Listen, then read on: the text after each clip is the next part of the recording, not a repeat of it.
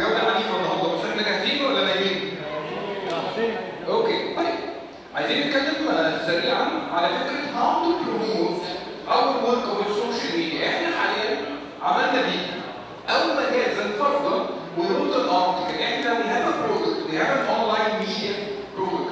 عايزين نتعلم حاجتين هنقسمهم ما بين النهارده وبكره، لان احنا حابين ان احنا نديكم وقت اكتر النهارده بما ان احنا في الاكسبو، فهنتكلم عن الحاجات المفيده ليكم ممكن تديكم بعض الافكار واحنا ما زلنا موجودين في الاكسبو.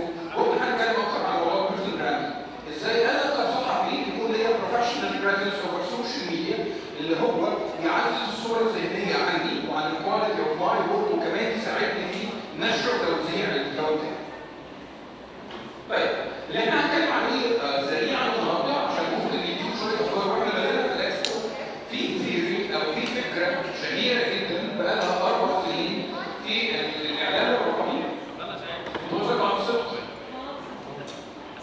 شباب احنا جاهزين ولا لسه؟ يا جماعه ممكن نركز مع استاذ تاني لو سمحتوا؟ شكرا جزيلا. طيب في نظريه بتتكلم على احتياجات الجمهور من المحتوى. احنا يعني what are the content needs الاونلاين اودينس، الناس اللي على الانترنت بالاخص على السوشيال ميديا، ايه يكون ممكن بيشد انتباههم من وجهه نظر الصحفيه؟ ايه احتياجاتهم للديفرنت كونتنت فورماتس؟ ده اللي احنا هنتكلم عليه النهارده. بكره هنتكلم على بقيه الحاجات بالتفصيل. طيب في نظريه كانت ظهرت زمان من 4 سنين من عند BBC، وبعد كده كوندناست، وبعد كده في ببلشرز او في ميديا كتير بيطبقوا النظريه دي. if you google online content needs هتلاقوا نظريات كتير. النظريه دي بتقول ايه؟ BBC تيم لقى شويه حاجات لطيفه كده. لقى ان الستوريز اكبر تيم عندهم كان في الوقت ده من 4 سنين تقريبا كان الراشن تيم. على الويب سايت بتاعهم اللي هو باللغه الروسيه لقوا ان 70% من الستوريز اللي موجوده على الويب سايت، 70% من الكونتنت، 70% من اللي هم بيعملوه كصحفيين اتليست ل 7% من البيج فيوز او 7% من الترافيك. يعني كأن اغلبيه الستوريز اللي هم شغالين ومركزين عليها وبيحطوا وقت ومجهود بتجيب اقل من 10% من الانترست بتاعه الاونلاين نيوز. فدي مشكله فين؟ عمالين نشتغل كتير ونعمل ارتكلز كتير، ولكن apparently we are building a product that no one is further interested in. فوقفوا كده وعملوا ريسيرش وقعدوا يتكلموا مع الاودينس وطلعوا ببوبيلر فيري بوبيلر ثيوري اللي هي او الجمهور احتياجاته ايه، مش بس عايز ايه ولكن احتياجاته ايه. النظريه دي بتقول ان احنا لما بنقول خبر او بنخبر الناس او هي معلومه ان حصل امبارح في دبي مارينا كذا، هيحصل النهارده في الاكسبو النهارده احتفال، حصل مش عارف فوز السنغال على الفريق المصري، خبر. ده بيسموه updating my audience، وهو ده اللي اكتشفنا ان لو ده بس اللي احنا بنعمله طول الوقت people are not interested. في 5 حاجات تانيين هم اللي ممكن يكونوا driving interest للناس. منها مثلا give me perspective، احكي لي قصه، ما تقوليش بس الخبر، قول لي ليه ده حصل؟ ايه السبب اللي وراه؟ Don't tell me the what، tell me the why. ليه ده حصل؟ This is giving perspective، دي قصه، ده ممكن يكون angle زي الاستاذه داليا كانت بتحكي عليه، مش بس بقول الخبر بس بفهم وبشرح للجمهور بتاعي ليه ده حصل. ده نوع update me، ده نوع تاني keep me on trend، قول لي الناس بتقول ايه، البرسبكتيف لما حصل ده how was it perceived، رجل الشارع المصري ازاي تقبل موضوع الهزيمه من السنغال. اوكي عرفنا نتيجه الماتش، ده الابديت نيوز، ده اللي موجود في كل حته. بس قد ايه الشعب المصري which is true تقبل جدا المباراه النادره، احنا مجانين كوره بس تقبلنا سبحان الله الهزيمه، لان فعلا المنتخب القومي ادى المباراه يعني التزم بشرط لحد اخر دقيقه كان بيشتغل، والمنتخب المصري تاخد ضربات الترجيح ضربات ايه؟ جزاء ضربتين. اوكي؟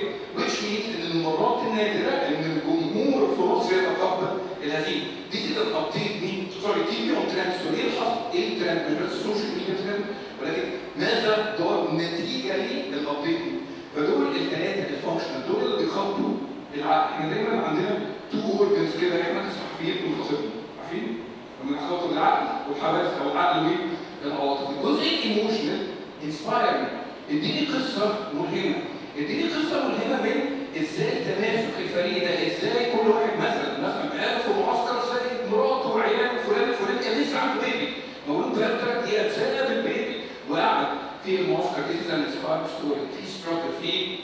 في اسماء، في اسماء، دي ستوري، ده انسباير مي ستوري، كل دي قصص، كل دي ممكن تكون انجل، كل ده وهو ده اللي بيجذب الانتباه على السوشيال ميديا. فاكرين امبارح لما سالنا احنا في المتوسط كل 60 ثانيه بنشوف كام بوست، فاكرين لما سالنا السؤال ده؟ قلنا في المتوسط 30 40. لو هو كل حاجه انا بنشرها كصحفي او كصحيفه او كجهه اعلاميه كلها طول الوقت ابديت ستوري، على اللونج تيرم ممكن يكون زي غير. انما لما بنوع وبعمل البالانس ما بين الست قصص هنا، this is what grabs the attention على السوشيال ميديا. اميوز مي دي حاجه فكاهيه كده حصلت في وسط الماتش، يمكن مش كل الناس خدت بالها منها. شفت المشهد بتاع الحكم وهو بيدي صفاره محمد صلاح، ما اعرفش حد شاف ده، صوره ترندنج على السوشيال ميديا، محدش عارف ايه اللي دار بين الحكم ومحمد صلاح، ده كل السخريه اللي طالعه بتكلم وجهه نظر السوشيال ميديا البيرسونال يعني. كل ده بيقول كان الحكم بيقول محمد صلاح ما تيجي انت تنزل يعني تحكم بدايه، بس it was trending. This is an amusement story لقطه. اخرها وده من اهم الانواع educating story. اديني حاجه تعلمني، قول لي معلومه فيها مهاره شخصيه ليا، فيها حاجه فايده شخصيه ليا انا كمتلقي او مشاهد او حد بيتابع اللي انت بتعمله على السوشيال ميديا. النهارده لسه عندنا فرصه واحنا في الاكسبو ان احنا نفكر برضه من البعد النفسي للانجلز بتاعتنا، بس ممكن نركز او نحطها تحت انهي طابع من دول. مش بس كده، احنا بكره هنطلب منكم خطه عمل للسوشيال ميديا مع الفيديو، هاو تو بروموت الفيديو اللي احنا عملناه ده.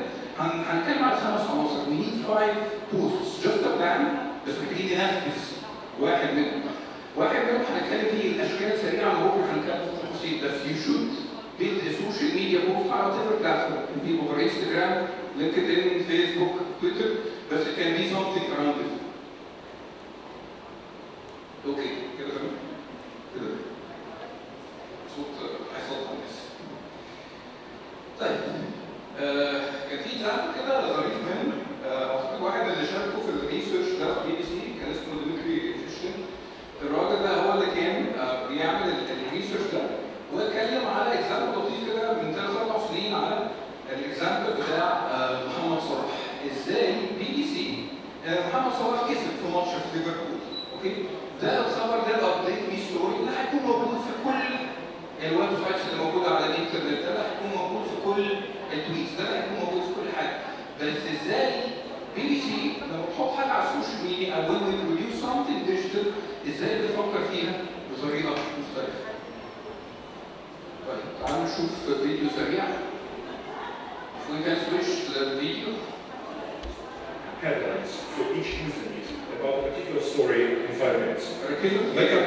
They come back with this, you suddenly have 20 ideas or 30 ideas, and they're all very interesting and all very different. I have done it in Nairobi with Swahilis, I have done it with Arabic team. Recently my team and I have been doing it all. So updating the story is Mo Salah winning something, or winning the best person, or the best footballer of the year, or some kind of different kind of award. Typical story, worth writing. Keeping on trend is about what kind of songs have Liverpool supporters created about Mo Salah.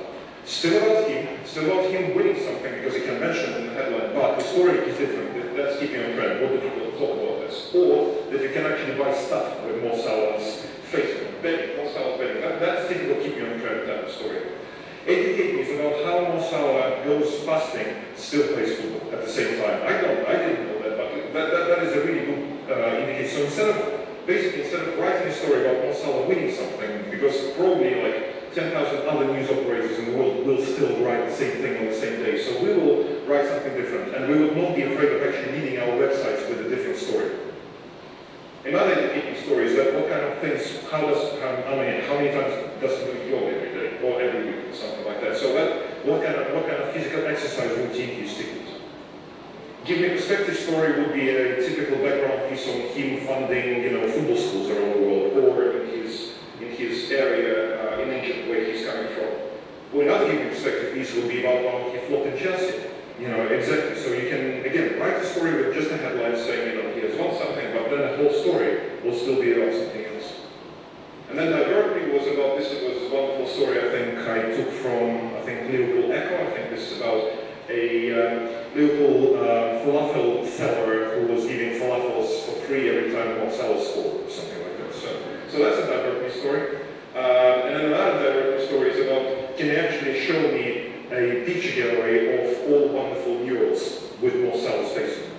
That's another story. So it's basically, this is very quickly, I showed you 12 different options of covering the same more seller story. And imagine if you, I've been in Nairobi the day when in South Africa,